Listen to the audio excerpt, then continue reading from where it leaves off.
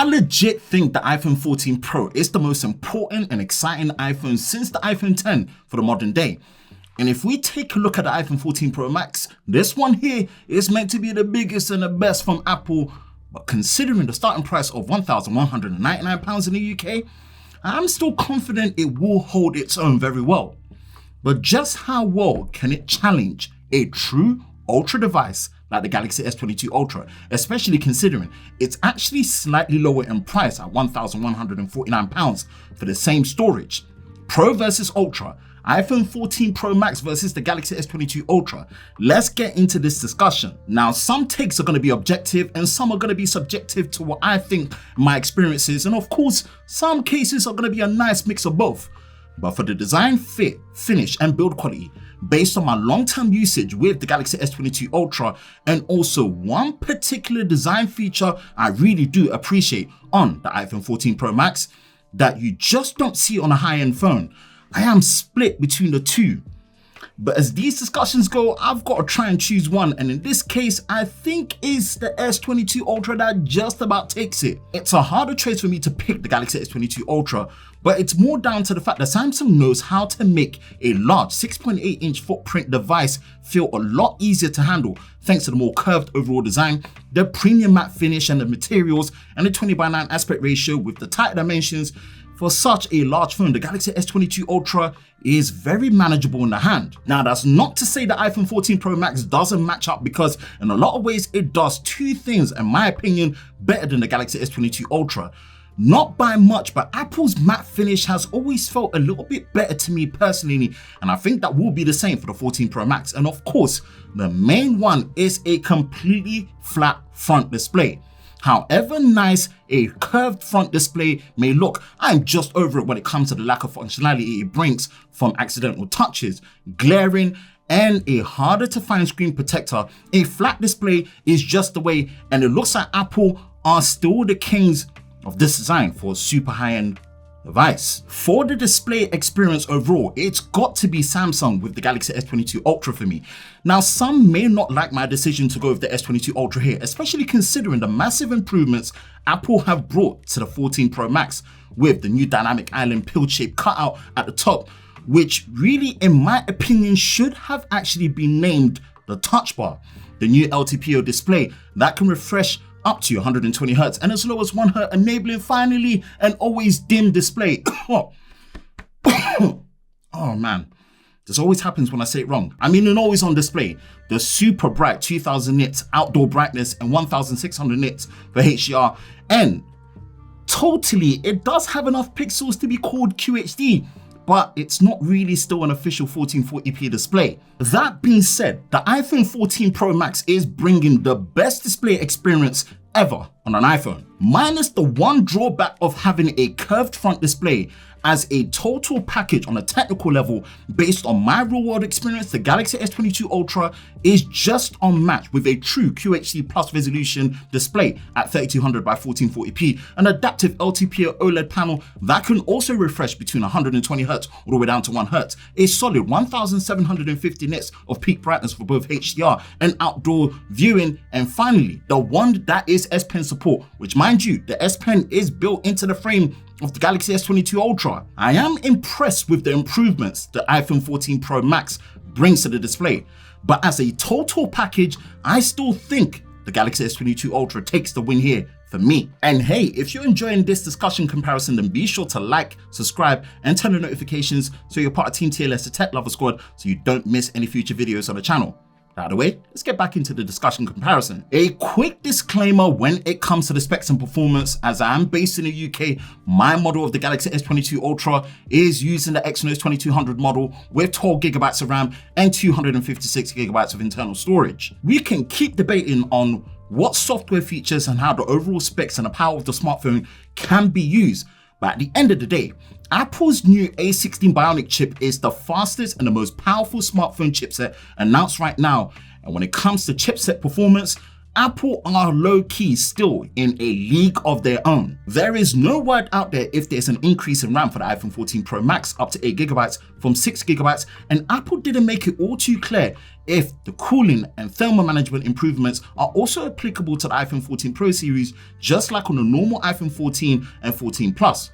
But regardless, I am confident in this section that when it comes to overall performance and especially efficiency, that the iPhone 14 Pro Max is taking a win here. I cannot tell you just how excited I am with the improvements Apple have brought to the camera hardware on the iPhone 14 Pro Max, with the main wide sensor finally getting a megapixel increase to 48 megapixels with quad pixel tech, which of course is Apple's marketing for pixel binning, a 65% larger sensor with their second generation sensor shift stabilization, an improved 12 megapixel ultra wide with 100% focus pixels and better low light performance, and a new 12 megapixel camera with a larger f1.7 aperture, and finally autofocus for the selfie. Boy, I wish it stopped there, because Apple's bringing even more push to the camera engine and software with their photonic engine for better image processing, full 48 megapixel stills when using Apple ProRes video, a new action mode which is set to bring not just top tier video stabilization, but at the highest resolution at 2.8K and frame rate at up to 60 frames a second, which has not been done yet on a smartphone, as most are limited to just 1080p 30 frames a second. But the best and the one feature I am the most excited for is the video portrait mode, or as Apple calls it, cinematic mode, which now finally works in 4K and also with a 24 frames a second option alongside the standard 30 frames a second. Now, if you don't know, video portrait mode is one of my favorite features, and it looks like Apple is ready to claim the crown as the best when it comes to overall video quality on a smartphone. Let me get off my excitement horse here for Apple, because I think this is as far pro as iPhone 14 Pro Max gets when it comes to the camera, because the Galaxy S22 Ultra is bringing a level of power, flexibility and reach that is still lacking on an iPhone, such as a true 10x optical zoom alongside a 3x optical zoom, a massive 108 megapixel main sensor with 9-in-1 pixel binning, potentially the best in class edge detection for portrait mode, and questionable but still specialist video modes like 8K 24 frames a second, director's view, and a true manual mode in the native camera app for photos and videos. Then remembering that Samsung still offers the most seamless video recording capture experience on a smartphone, with the ability to switch between all the back lenses when recording up to 4K 30 frames a second, and also to the selfie camera without stopping recording, and also the ability to pause and continue recording on the same clip. This is the camera comparison of the ages, and I think the iPhone will probably take it when it comes to video outright, while photos overall will be in favor of the Galaxy S22 Ultra. The age-old battle of iOS versus Android is still the case here for sure. Now, look, I'm gonna hold my hands up and say that yes, I am definitely more of an Android user, so take that subjectivity and bias for whatever it is when it comes to the end results. And of course, One UI 5 with Android 13 is currently still in beta for the Galaxy S22 devices, with the final release set to come somewhere around mid-October, whereas iOS 16 is basically now official. Now look, I won't go super deep into the software as much as each has their strengths and weaknesses, with iOS 16 bringing a nice fresh take on customization of the lock screen and overall having the gold standard for the smoothest and the most consistent OS across the board. Android in general, especially in the case of One UI, offers not just great speed but a level of customization and also optimization for better user experience for larger displays, with things like true multitasking, decks, and also better reachability when accessing things like your notifications panel, and better gestures when you're going back one step at a time through the UI. Again, I do prefer Android, although iOS is still limited in optimizations for the larger display of the iPhone 14 Pro Max, it still does offer the smoothest OS experience you can get. If the battery capacity of the iPhone 14 Pro Max is the same size, close to or even bigger than that found in the iPhone 13 Pro Max at 4,352 milliamps, backed with the new A16 chip, iOS optimizations, and the second generation LTPO display, then I'm confident to say the iPhone 14 Pro Max should overall be better than the Galaxy S22 Ultra when it comes to battery life, considering it is using an Exynos 2200 model after all, even with the large 5000 mAh battery. The only saving grace for Samsung is that you do get support for faster 45-watt wire charging, which in the real world charges much quicker than the iPhone 14 Pro Max, and you do get support for wireless charging and reverse wireless charging with PowerShare, which is still missing on the iPhone 14 Pro Max, which only uses wireless charging, and the wired charging is limited to 20 watts, which is going to take you a good close to 2 hours to charge to 100%. Apple very much takes its time when it comes to making changes, adding features, and pretty much behaves like they're in their own space with no competition. And look, in a lot of ways, thanks in part to the fact that they are the only phone manufacturer that's using iOS, it does kind of make that true.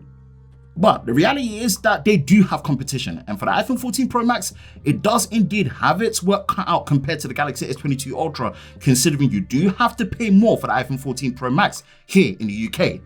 I know the price differs region to region for both devices, so let me know the price in your region, and also which device you will choose and your thoughts in the comment section below. And that's it for me, Ben from Lover of Tech. If you enjoy videos like this, you know exactly what to do. Hit that like button, hit that subscribe button, hit that notification bell so you're part of Team TLS, the Tech Lover Squad, so you don't miss any future videos on the channel. I hope you're all safe during this time. I will catch you in the next one. Peace.